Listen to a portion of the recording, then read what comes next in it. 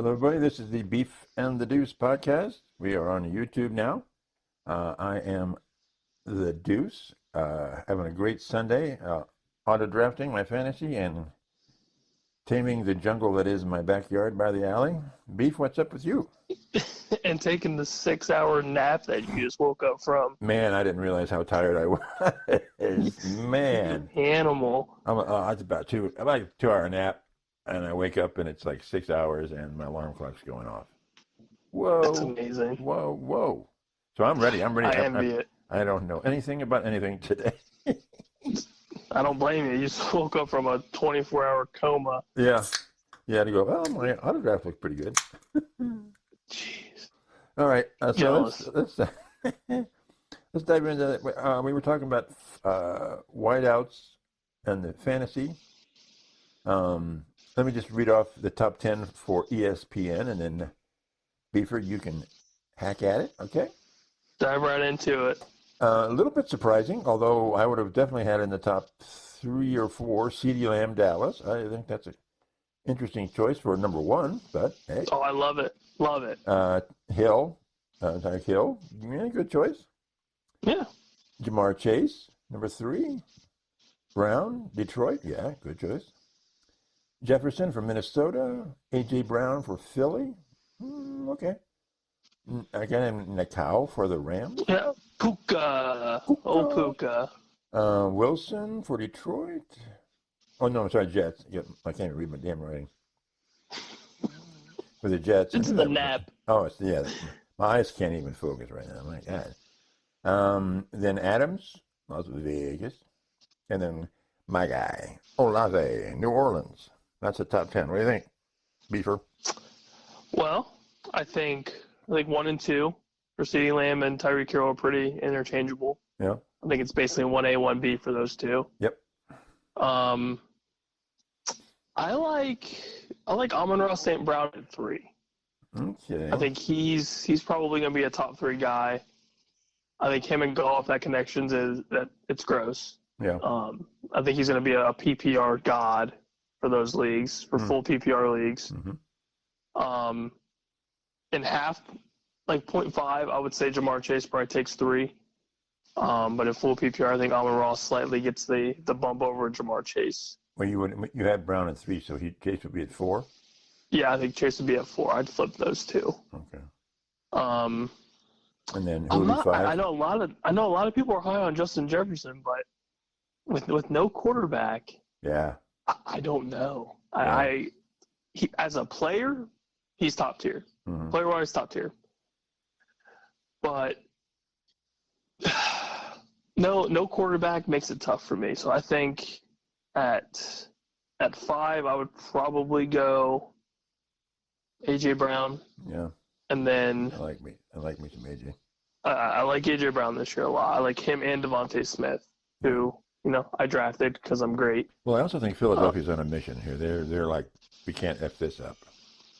Oh yeah, and if they do, the whole coaching staff's done. Yeah. Nick Sirianni's done. They'll get the Jerry Jones treatment. Well, Oh yeah. we're hanging in there. Oh yeah. So yeah, I think A.J. Brown and basically all of Philly's offense is going to be just a bunch of studs. Yeah. At 6, I like Garrett Wilson. I do like Garrett Wilson this year with Aaron Rodgers. He's proven to be basically quarterback proof. Yeah, that's true. So I think it's going to be a big year for him, especially if Rodgers does stay healthy and that team does what we think the Jets are going to do. Mm-hmm.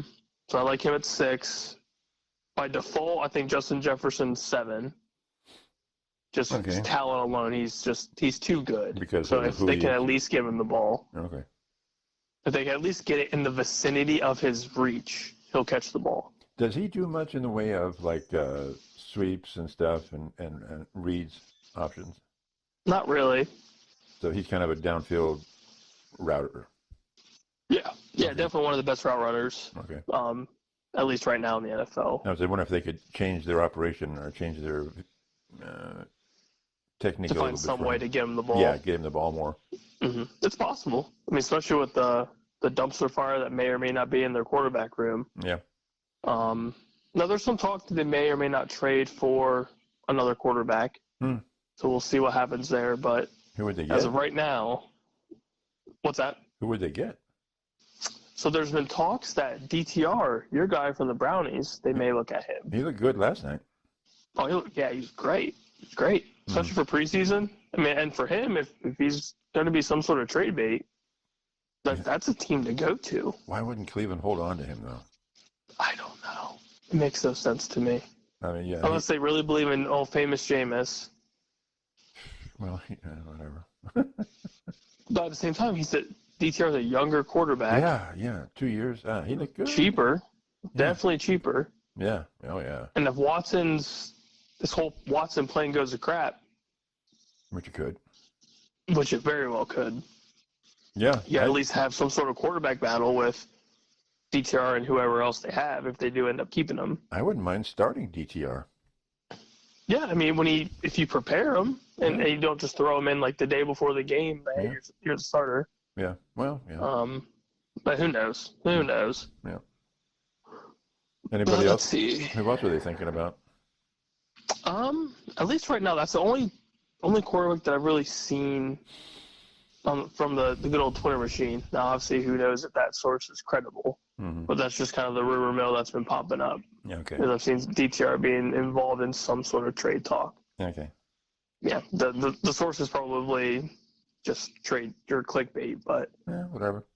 It thought about it. I mean, it's an interesting concept, and it's an interesting team for him to go to. I think it'd be, it'd almost better. Be kind of a plug and play. Yeah.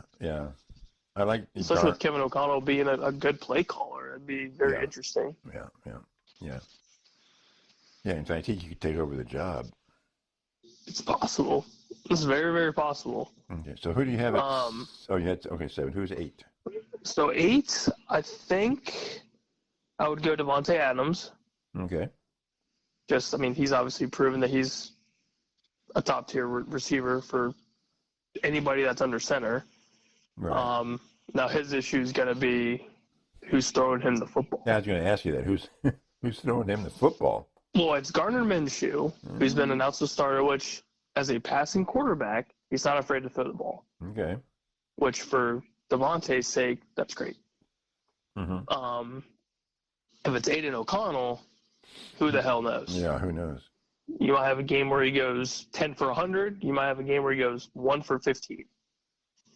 Mm-hmm. So it's tough for him, and I think he's pretty much over the Vegas experiment. So I'll be curious to see if he's even on that team. Yeah. Halfway through. Yep. Number 9, I'm gonna go. I like Michael Pittman this year. Pittman. Okay. I like Michael Pittman, especially with Anthony Richardson's back, healthy. Prior to him being hurt, Pittman was getting a ton of work, ton of looks. I mean, ton of targets. Mm-hmm. So, and for fantasy, that's what you want for your receiver. You want targets, and that's what he gets. Yep. So for that, and especially in full PPR, that's huge. Mm-hmm. So I think him at 9 is kind of a little bit of a sleeper. I think some are sleeping on him, and I know ESPN has him at 12. Mm-hmm. I've got him a little bit higher. Right. Okay. And number 10. I'm gonna probably get a lot of hate for this. Uh-oh. But I kind of like Mike Evans. Really? He's at 1,000-yard receiving seasons every year he's been in the league. And Baker loves him. Bake loves him. Mm-hmm. And he's a huge target. Yeah. He's a massive human. Yeah, it's hard to miss. Yeah, and I don't like Olave for the sole sake that I don't trust Derek Carr. Yeah. I think Derek Carr is just poop, just doo-doo. Marv, I have just outside of the top 10, just because he's a rookie, and there's going to be some rookie growing pains regardless. And then I'm not a huge Puka guy. I think it's kind of a one-year wonder. I know they have him super high at number 7. But a healthy Cooper Kupp and the connection that he has with Matt Stafford, that's going to dig into some targets. So, yeah, I like Mike Evans. I like the chance of him going for another 1,000-yard, close to 8 to 10 touchdowns this year. And that's all you can ask for in a receiver, especially, for a top 10 pick. Mm-hmm. So what about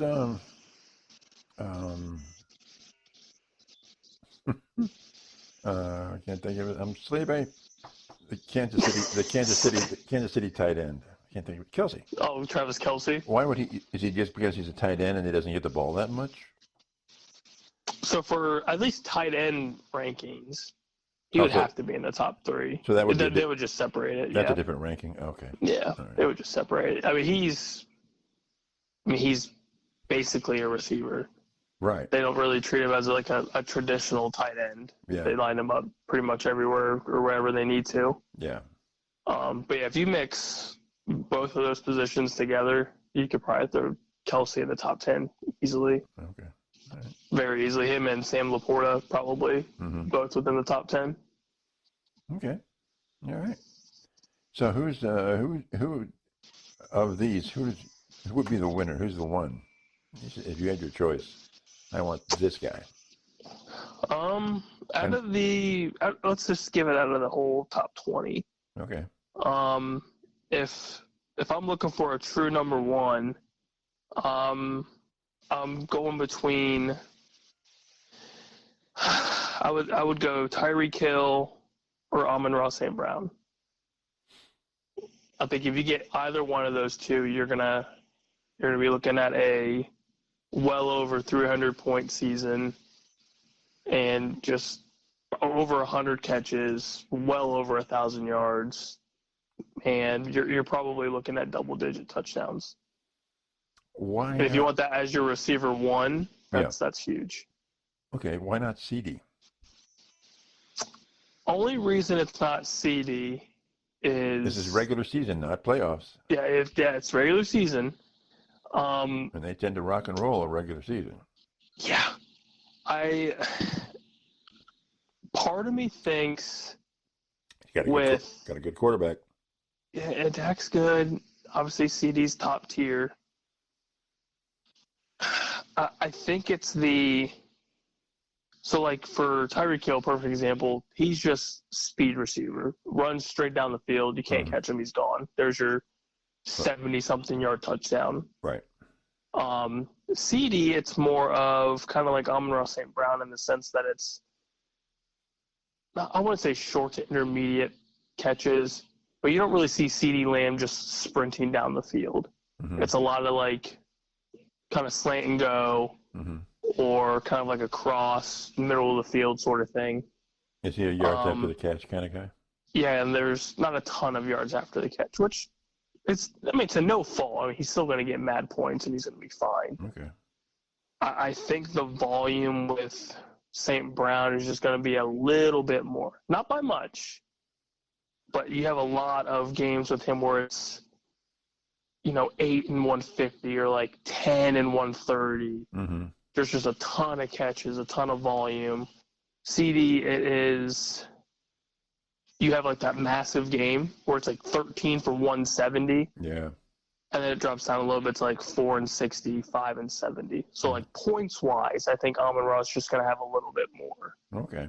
Skill wise, I mean, all those guys are studs. Yeah. Yeah. It's just a matter of if you're looking at strictly fantasy football wise, I think the consistency with Amon-Ra is going to be just a little bit more than CD. All right. Now, out of your top 10, who is the best receiver quarterback combo? That's a good one. Because it kind of helps to have a really good quarterback with you.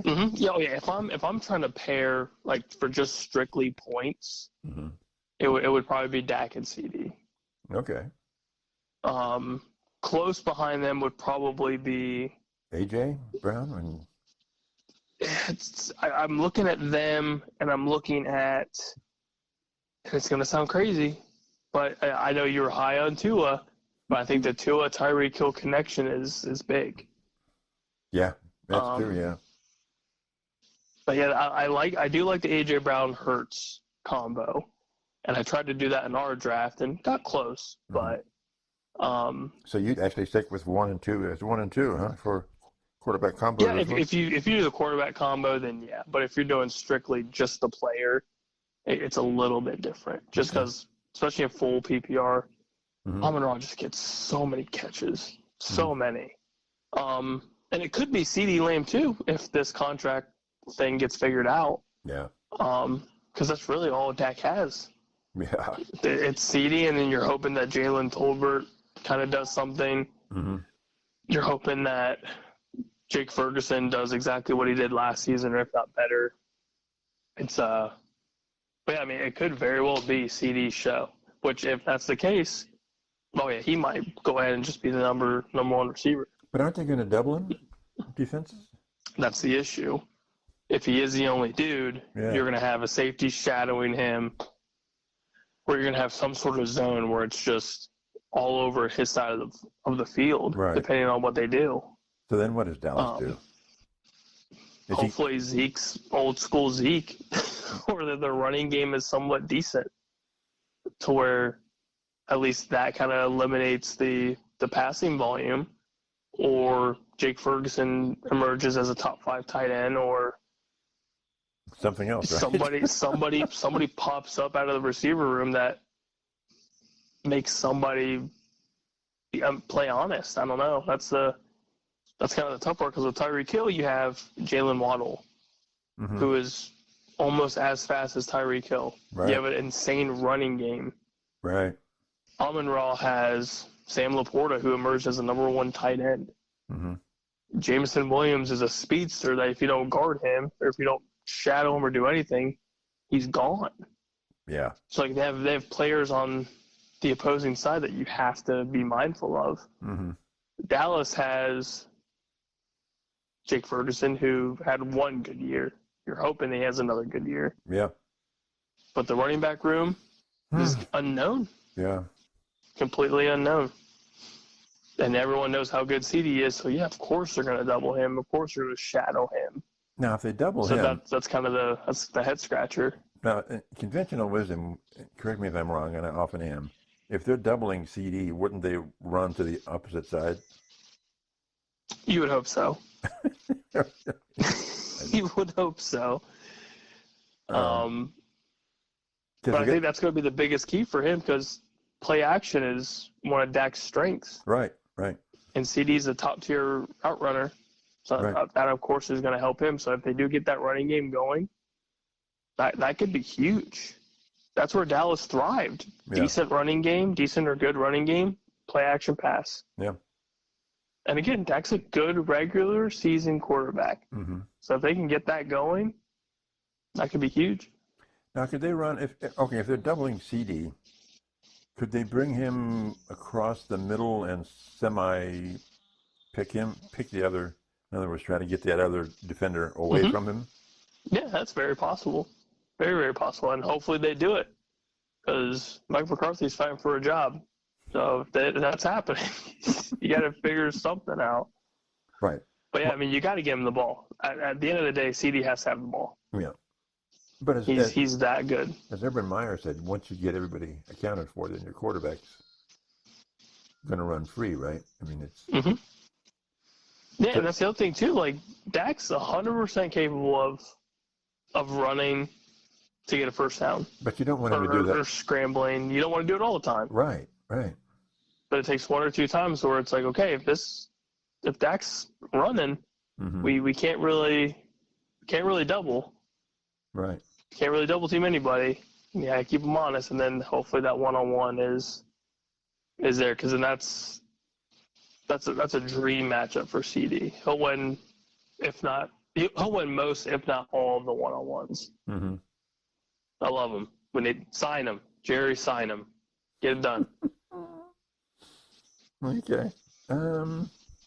Okay. That's anything else on the fantasy receiver line here? I don't think so. I think the top 10's pretty, for the most part, it's pretty solid outside of a couple, at least for my opinion. All right, talk to me about Olave. If he had a good quarterback, where might you put him? If he has a good quarterback, he's top 10. Easily. No doubt in my mind, top 10 receiver. Not 5? This top 10? Nah, I would say upper like 7 to 10. I think the guys in front of him are just better. Too good. Yeah. Yeah, I think they're just better. I mean, like AJ Brown is just a massive human being. Right. With crazy speed, great hands. Right. Justin Jefferson's still Justin Jefferson, regardless of who's throwing him the football. He's not going to be better than CD, Tyreek, Amon-Ra. Yeah.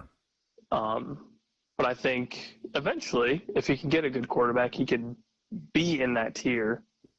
It's just with Derek Carr under center, there's no shot because he's got to get the ball to him at anything. Right. And at least get him enough targets so where he could produce the numbers that those guys will do. So is New Orleans comfortable with Carr? They think they paid him $140 million. Well, there you go. They paid him a whole lot of money. Yeah, but the Browns, you got a guy they're paying $240 million guaranteed, and he hasn't really played. Yeah, they've seen him for a tenth of the season. Good God. Straight poop. Told you the second that they signed him, that was crap. You did. Everyone knew it was crap. You did. It's brutal. Yeah, the thing. But yeah, I mean, they believed in Carr enough to give him big boy money, and he is not playing like a big boy. He's playing like a very, very average quarterback. Yeah, but that's sort of his. Isn't that sort of his career? Yeah, he had one, maybe two, eye-popping seasons for the Raiders. Mm-hmm. And then the Raiders wanted to start over, right, quarterback-wise, which is fine. And the Saints bought into it very quickly. Yeah. But it's weird now because Spencer Rattler is starting to turn some heads. Could he possibly fight for the starting gig at some point if Carr is below average? If that's the case, I think Olave's stock rises a little bit. What about Kamara? Spencer's not afraid to throw the football. They can lean on Kamara, can't they? Oh, they can lean on a whole lot of talent around there. So is that but the dump-off pass would be for Kamara, which would be smart for them. Yeah. They've got a plethora of tight ends to throw to. Mm-hmm. Taysom Hill is still a utility knife in the football world for that team. Yeah. So basically, he has a lot of people to throw to. It's just a question of can he? Yeah, he just got to get him there. He's got to get the ball there somehow. Yeah. Now, obviously, the offensive line could be in question. Yeah. But at the end of the day, you still need to throw the football. You need to get it to your guys, and that's been kind of the problem. Yeah. Okay, we'll find out. That's why they play the game. Yep, can't wait. We got, 11 days till the start of the season? Yeah. Can't wait. Yeah. What happened to Florida State? Isn't that nuts? Hey, come on now. Isn't that crazy? Jimmy, what you got I forgot to tell you. Didn't I tell you this could get interesting? Yeah. I didn't think Georgia Tech would pull it off, but I thought this could be interesting if Georgia Tech ran the ball effectively. Yeah. And they did. You told me about that. I laughed all the way. So you think I didn't think they'd pull it off at good old Dublin, but so was Florida State just overrated? Yes. Okay. I think DJ is insanely underrated. I knew that from the get-go. There's no you don't transfer to 3 different schools because you're that good. Yeah. If you're that good, they'll find a way to keep you. The team keeps you. Somehow, some way, they keep you. Yeah. Now, unless you're grad transfer, where you just can't stay at that school. That's one thing. But you went from Clemson, basically got ran out of Clemson because you're trash. Mm-hmm. Went to Oregon State, played decent football. And then you transferred again to Florida State thinking you're going to be the dude. Mm-hmm. And I don't think he threw a pass farther than 10 yards, 15 yards. Right. Yeah, maybe towards the end he had one where it was like it might have been a 4th down play where they got within like the Georgia Tech 10. And that was the play of the game for him. Yeah. I mean, for both quarterbacks, there wasn't a ton of down the field throws until closer to the end. But I will give Georgia Tech credit. They played one hell of a football game. And that's a marquee win for that program. Oh, yeah, absolutely. That is a top 10 team that they just beat last second field goal, and they ran it down their damn throat. So how does this play out with the ACC then? Is it just Clemson's to win and that's it? Yep, I think so. I think, and again, you laughed at me when I thought, Clemson could possibly win the ACC. You're right. And I think Florida State looked past Georgia Tech. Yeah. At the end of the day, the first series of the game, they looked great. They ran the ball well, got a quick score, but then Georgia Tech ran right back and scored. I'm like, this is interesting. Like, it's a very stereotypical ACC lack of defense. Yeah. And Georgia Tech just kept running the ball. And to Georgia Tech's credit, their quarterback is one tough SOB. He, I kept saying it during the game, like, this dude is not quitting. He's a big boy. Yeah. All these quarterback sneaks or these scramble plays, he's just taking hit after hit and just would not go down. I loved it. I love the grittiness of that team. I became a Georgia Tech fan pretty quick. Yep. They played a great football game, and they stuck it to a top 10 program that had a little bit of hype going into this season as, possibly being a dark horse to make a deep run in the CFP. So you say that Florida State overlooked them. Did they overlook them, or do they just don't have the talent? I think both. I think you can argue both. I think overlooking Georgia Tech was a big mistake because Georgia Tech's got marquee wins in their program history. Yeah. And one of them was against Florida State back in 2015. Wow, going back on me here. Going back. They showed the highlight of it, and I was like, oh yeah, I remember that game. Yeah. But at the same time, it's game one, regardless of if it's week 0, week 1. There's growing pains, and I think Georgia Tech just stuck to their craft, like we've known Georgia Tech to do, and they just ran the football. And if it wasn't broke, they didn't fix it. They just kept doing it, and they ran the ball really, really well. So then, I think Florida State tried to do too much with this alleged talent that they think they had, and Georgia Tech just smacked them in the mouth. So what's your take on the Notre Dame game coming up here? Any new thoughts? I truly think Texas. Now this game means jack compared to this coming A&M Notre Dame game. Well, yeah. Talent-wise, I think both programs have better players. But I do think if I'm Notre Dame, don't look past the Aggies, which I doubt they are. Yeah. But the Aggies are tough. Yeah, the implications are pretty big on this game, though, right? That's big. At least for Notre Dame's sake, if they do lose a close game, it's not the end of the world.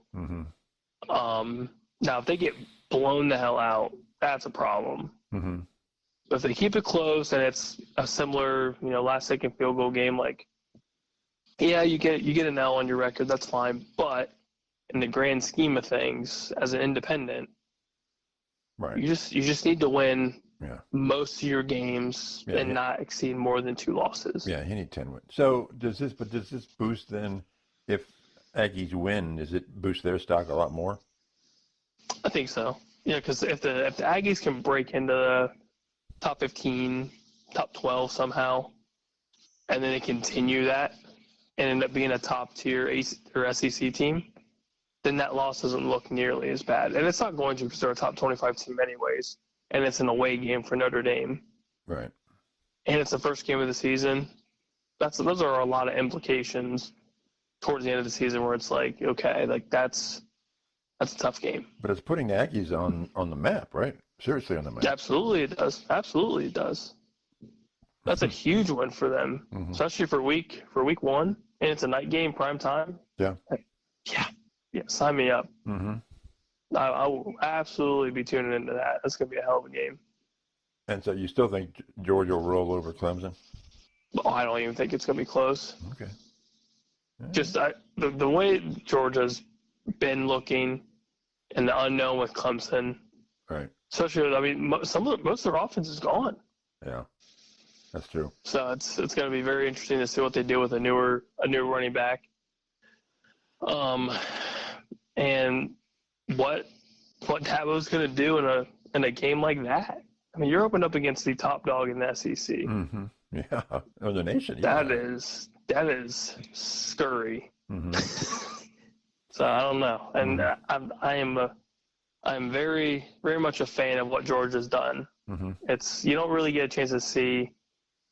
I mean, I guess you can consider Georgia a dynasty right now. Yeah. If you want to argue that. Yeah. But you don't see a lot of those. You saw Nick Saban and Bama.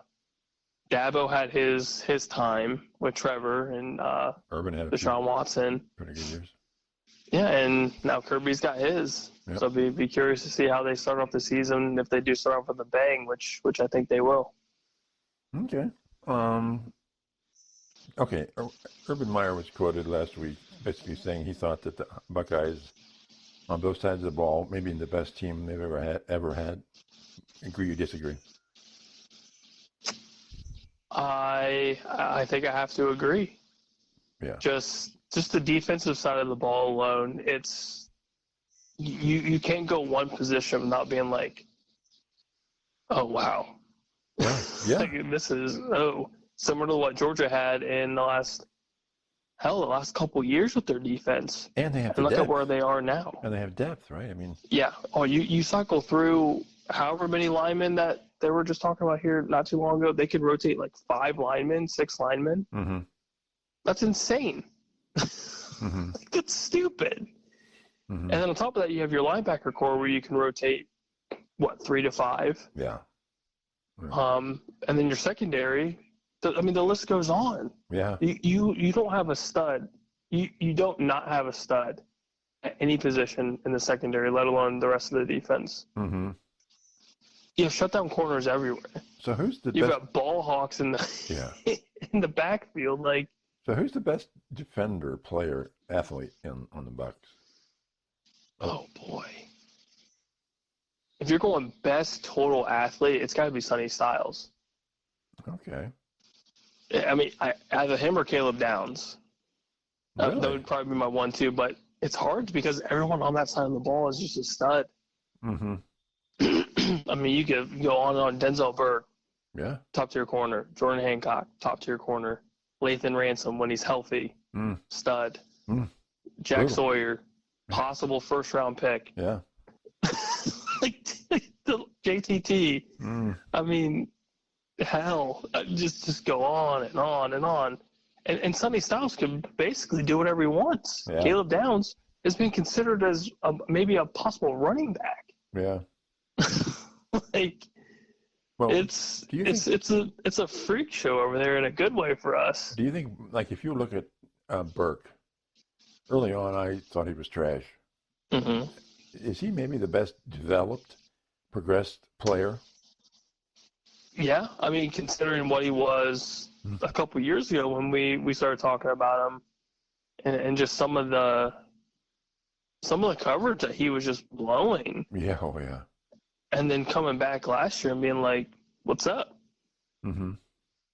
We're just kind of looking at ourselves like, this isn't the Denzel Burke that we thought we knew. So is it the coach? Is it the defensive coordinator? I think it's everything. I think it's him developing confidence in himself to know that he's good, to know that he's a top corner. Mm-hmm. And I think the defensive scheme with Knowles obviously helps. But yeah, I think coaching does a big thing for somebody like him, especially having a season where he was, I mean, really bad. Well, early on when Knowles was in that first year, they were just put on an island and they weren't set up to not do well. They were left there to basically fail. Yeah. I mean, you're also putting safeties on an island. You don't do that. Yeah. Yeah. You just don't do that. Yeah. But I think the defensive scheme changing to not being as aggressive was helpful. Mm-hmm. And then just, I mean, it sounds cliche, but just believing in yourself and knowing how good you are and how good you can be. Right. Right. I think is a big thing too. And him coming back, believing in the system, believing in the program, that means a lot too. Yeah. I was surprised he came back. Yeah. Yeah, that's huge. So I think all of that in totality, I mean, shows that he's just matured, and I think that's going to be huge for him in this season, and for that defense. Mm-hmm. You have lockdown corners everywhere. That's insane. Good luck. Like, we'll see you guys in the championship. Mm-hmm. And if I'm Oregon, come October 12th, that's scary. If I'm that offense and I'm looking at that defense, I'm scratching my head and I'm taking a deep breath and I'm hoping for the best. So, since we're on Ohio State defense, how about the offense? We'll just knock off Ohio State here. Give me your best on the offense. Oh gosh, where do you start? Well, people are kind of discounting Howard a little bit because he's a new guy, and they don't think he's the stud of the receivers, even the running backs. Like he's maybe the weakest position on the offensive area. I don't agree, but what do you think? I think you've seen the history of dual threat quarterbacks in Ryan Day's era and just in Ohio State's era. Yeah. Dual threat quarterbacks pretty damn well at Ohio State. Yeah. Especially with Ryan Day and now Chip Kelly running the offense, allegedly, of course. Hopefully that stays the way that we hope it does. Yep. With Chip Kelly leading the charge. Yep. I think Will Howard's going to be – all he has to be is good enough. Mm-hmm. At the end of the day, he just needs to be good enough. Because look at everybody around him. Quinshon Judkins, Travion Henderson, Emeka Egbuka, Brandon Ennis, Jeremiah Smith. The list goes on and on and on. Yeah. You don't need to be a 345, 4-touchdown quarterback. At the end of the day, you just need to get the ball to your playmakers and make good decisions with the football. It's all you got to do. And if there's nothing open, run the damn ball. All right. Run for a first down, get a chunk of yardage, or throw the ball away. Yeah. That's all he has to do because everyone else around him is just that good. Yeah. Yeah. And if I'm Chip Kelly and I have these studs in the backfield, just run the ball. Yeah. Like if the passing game's not there, good luck stopping these freight trains in the backfield. Yeah. Now, Judkins is probably going to be a first-round pick. Travion could be a first-round pick if he stays healthy. Right. I mean, those two studs alone, that's huge. Is there strength between the tackles or outside the tackles? Or both? Both. I think both. I think Travion getting on the outside is where he shines. Right. I think him in space is huge. Yeah. I think between the tackles, Judkins is going to be a terror. But he can also bounce to the outside, and he has enough speed to do similar things to Travion, which is crazy. You have a crazy 1-2 punch. Do you think they'll have a dual running back set, or just one at a time? I hope so. That would be insane. I mean, I would love it. Who do you focus on? I mean, exactly. And you have 3 capable runners. Yeah. Yeah. That's the crazy thing. Yeah. As long as the offensive line holds up, that I think that's the biggest question that not a lot of people are talking about is the O-line. Well, do you think they'll do a lot of read options? I hope they use it. I hope they don't abuse it, if that makes sense. Okay. Because I think the power run game could be huge. Right. And I also think the spread is going to be important too with the speed that they have. So if they can mix it up enough, I think that would be fine. But at the end of the day, the O-line's got to do what the O-line's got to do. Right. Hold your blocks, and just don't be Swiss cheese. Just don't. We can't afford that because you can have all this talent, But if Will Howard doesn't have the time to throw or to run the hell away, then everything goes to crap. Mm-hmm. Yep. So hopefully some of these transfer portal guys do what we hope that they're going to do. And hopefully the coaching staff assists in that. I mean, that's all we could really hope for. Mm-hmm. But yeah, I mean, at the end of the day, on paper, the Buckeyes should be the best team in the nation. Yeah, they should. Okay, let's. I don't think there's any doubt. Yeah. Oh, man, I'm so old. I've heard that so many times, and it never. Yep, and I hope this is the year, because like you said, Urban. I believe a lot of what Urban says. Yeah. I don't think a lot of it is just blown smoke. No. If he truly, and there's been some really, really, really good Buckeye teams. Yeah. Well, yeah. Like really good. Like really, really good. Yeah. And the first one I think of is what would be 2019, 2020 Justin Fields squad with Olave and everybody. Mm-hmm. That team was disgusting and should have won a national championship. Yep. Yeah. And then you go to the 2014 team. You won a championship with a third-string quarterback. Mm-hmm. That just shows how good that team is. Mm-hmm. But then you look at this team on paper and you're like, oh boy. Yeah. Well, I mean, it's wild. Was it 2001 with Krenzel? Oh yeah, you had the 0-2 Natty. Yeah. With Maurice Claret and a game managing Craig Krenzel. Yeah, that's a perfect example of it. Yeah. And then obviously that defense was gross. And defense wins championship.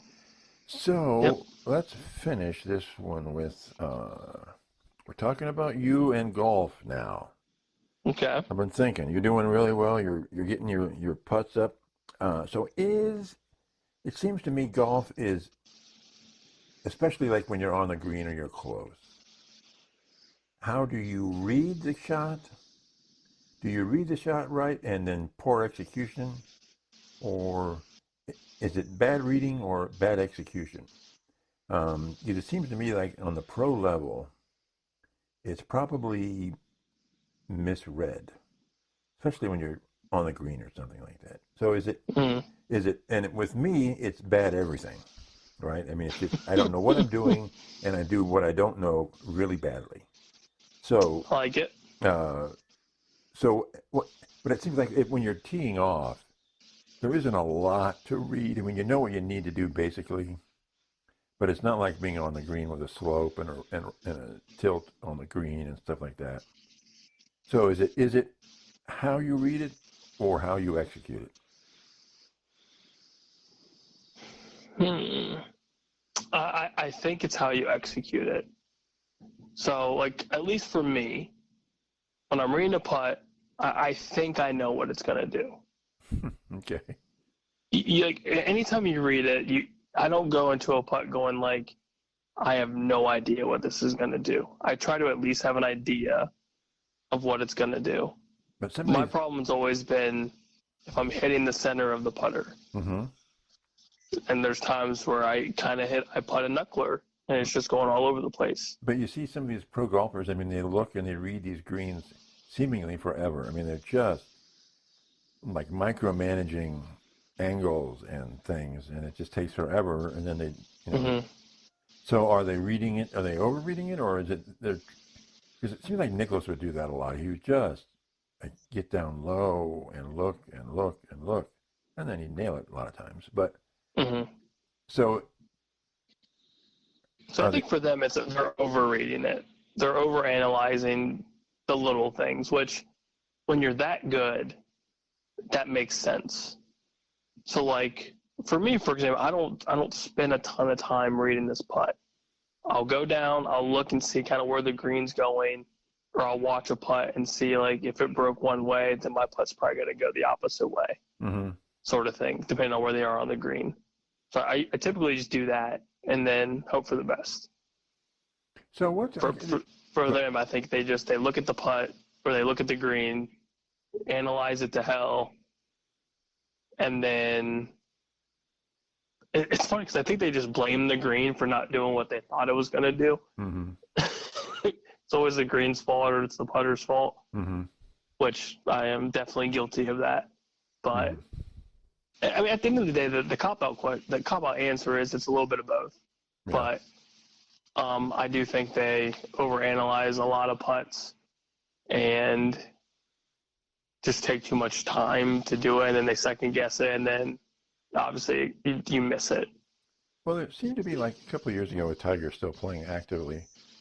He'd have stretches where he, like when he teed off, he'd just go into the rough a lot. Is that mechanics, or is he? What's up? Yeah, I would say fundamentals probably just kind of went to crap depending on the swing.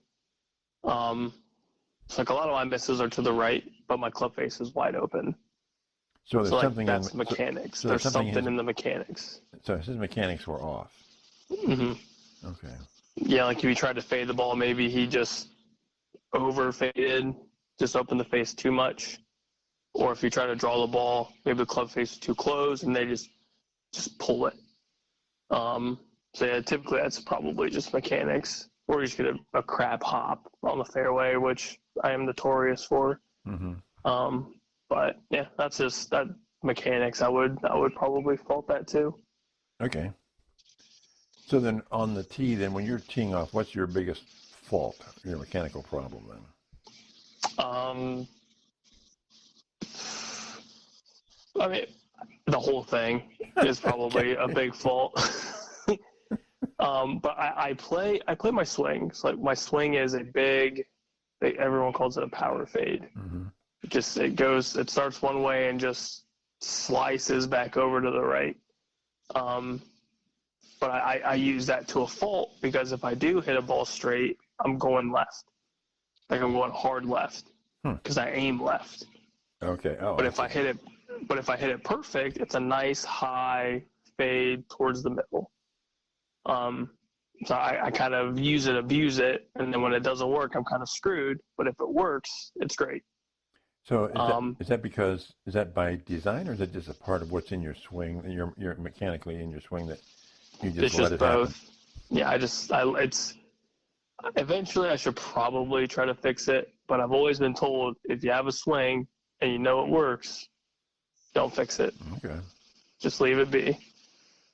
And when it works, it's a beautiful sight. I love it. Now the pros, I get made fun of, but it works and it goes far. Does that happen a lot with the pros? This is a fade. Mm-hmm. Yeah, so Bubba Watson, perfect example. His natural driver swing path creates a slice, but he plays it because it works.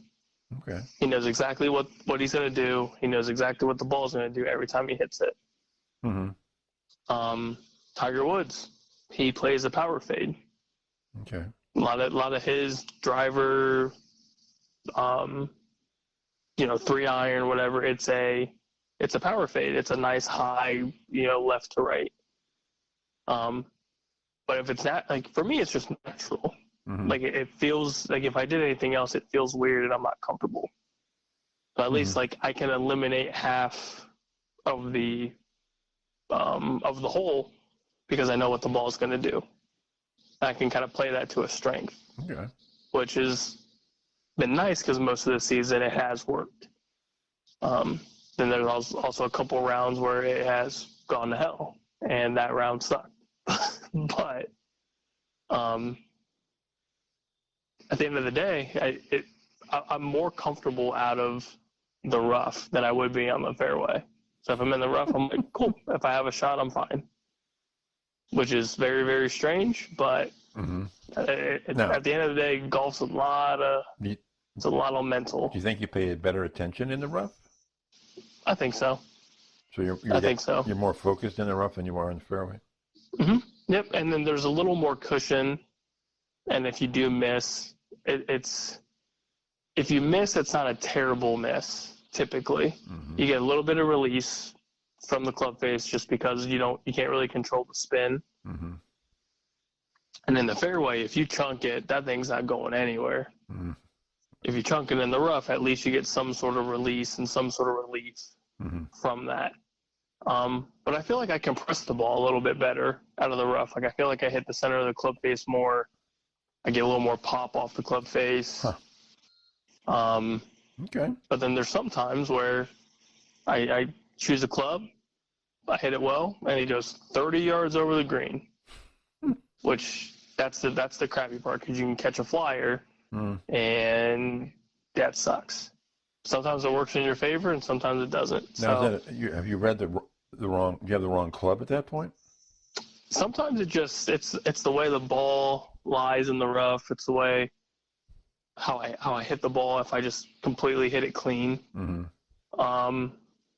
sometimes that affects it. The rough is just hard to dictate. That's why the fairway's better because you can give me a 155, 160 yard shot, and I know my 9-iron is going to go that far. If I'm in the rough and I'm 150 out, I have no idea if my pitching wedge is going to make it, or if my 9-iron's too much, or if I need to drop down another club. There's just too much what ifs. Yeah. And at least if I'm in the fairway and I hit my 150, 160 shot, it's going to stick. Okay. So the unknown's not really there. I see. Okay. All right. Well, that's it for this week, or this episode. And check us out on, how's the Twitter X thing going for us? It's going well. It's going well. We're getting some Buckeye love, especially coming closer to the start of the season. We're also getting some Buckeye hate from the fellow Michigan fans, which is always great. Yeah, that's what we do. But hey, at the end of the day, we got some fans out there. We got some Buckeye fans. So I like this YouTube thing. We're ready, man. We're ready. Yeah. If I could wake up in time, it would be better. Nah, you keep napping. Okay. You keep napping, you keep thriving. Okay. I'll take your word on that one. All right. We'll talk to everybody later. Bye.